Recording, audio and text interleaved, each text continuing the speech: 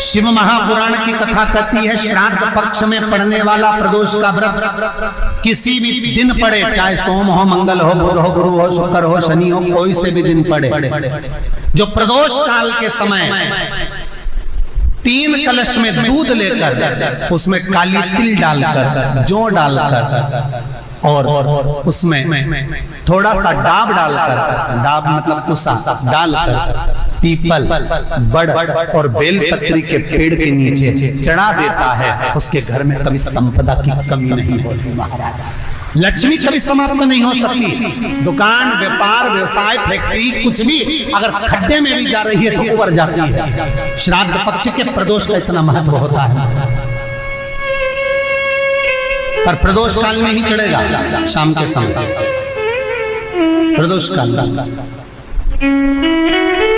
People के नीचे, but वृक्ष के नीचे, बड़ के पेड़ के नीचे, बेलपत्री के नीचे घी का दिया लगाकर आप दूध समर्पित करो। स्टील के पात्र में थोड़ा सा दूध लेकर कटोरी में ले जाओ, अगर पात्र बर्तन में ले जा सकते तो कटोरी पर ले समर्पित। शिव का सबसे प्रिय अगर कोई व्रत है तो प्रदोष का ही व्रत। शंकर को राजी है वो, क्योंकि शिव और पार्वती का दोनों का मिलन का व्रत है, भगवान शंकर के मिलन का व्रत। पीपल के वृक्ष के नीचे पितरों की शांति है तो कितने चावल के दाने चढ़ते हैं? अगर कोई ब्राह्मण ने कह दिया तुम्हारे यहाँ पितृ दोष है, 1 रुपया कमाते हो, 1.25 रुपये खर्च होता है, तुम्हारे पास में पैसा टिकता नहीं, तुम्हारे यहाँ पितरों का दोष है, तो तुम 1 चावल का दाना अगर आप कहे कि पीपल के वृक्ष के नीचे दिया लगाओ, पीपल के वृक्ष के नीचे आप जल चढ़ाओ, या महादेव के मंदिर में 1 लोटा जल चढ़ाओ, तो हम कहते हैं ना कि प्रदोष के दिन बेलपत्री का वृक्ष, पीपल का वृक्ष, आंवले का वृक्ष, बड़ का वृक्ष या शंकर का शिवालय,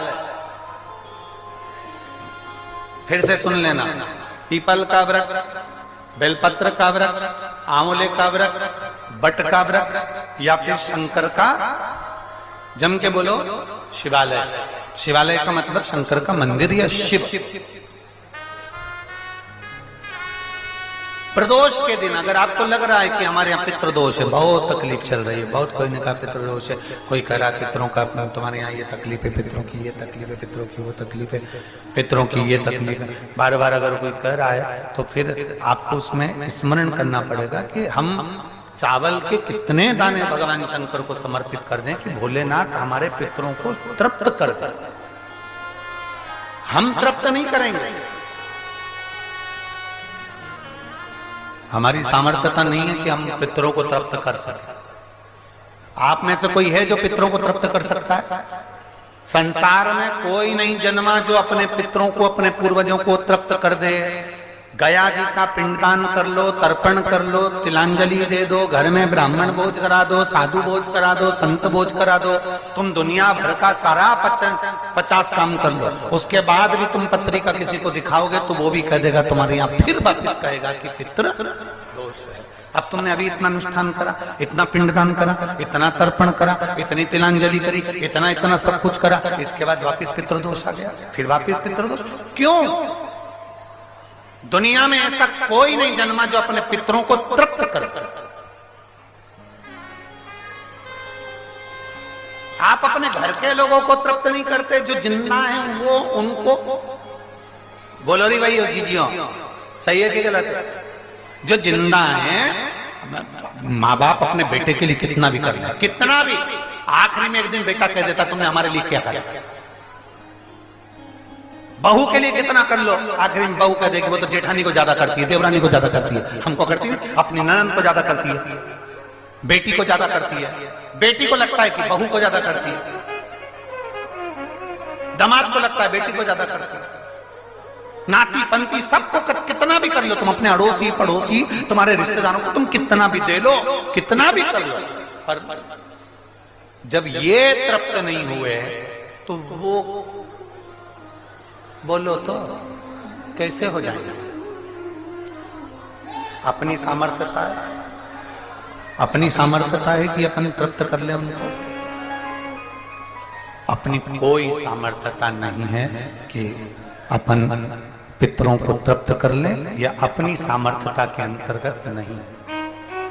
ये अपनी सामर्थ्यता नहीं है कि हम अपने पूर्वजों को, अपने पितरों को तृप्त कर। तृप्त कौन करेगा?